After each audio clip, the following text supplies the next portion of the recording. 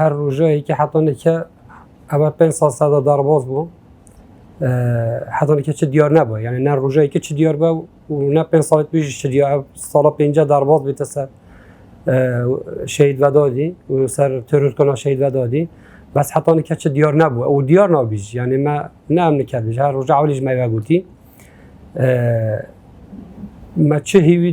هیویدار جنینه، یعنی چه داغازی مجگل حکمتی نینه چه وابخواه کاره کریه اینجا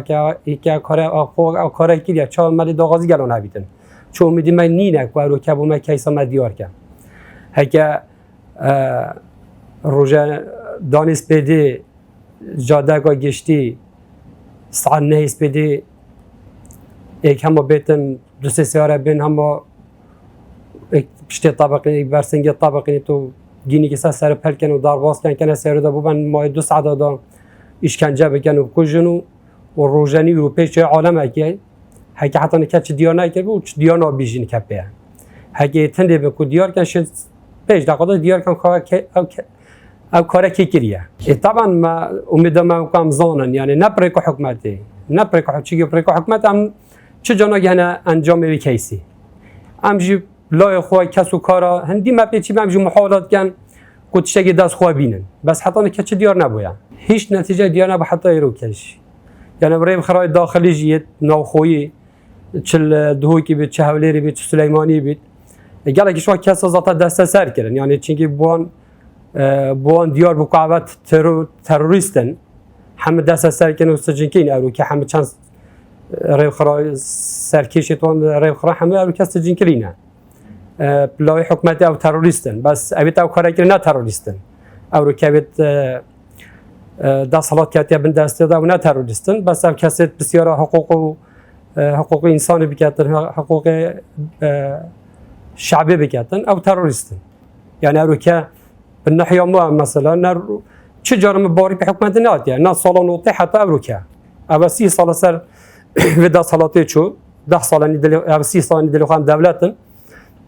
بس نیک خون نه دولته، یعنی او که شعب خاص دوره بهدینه همه خطریه او که این نشه بسیار حقوقی که بگید واسه دموکراسی بگید، یعنی او که واسه دموکراسی بگید حقوقی بگیدن دیگه دستش نه گلا جانم چونه بره مرکز شرطه گفتم دیوچونه بردام من بس دیوچونان حتی حدی که حتی حدودی که زیادت نینه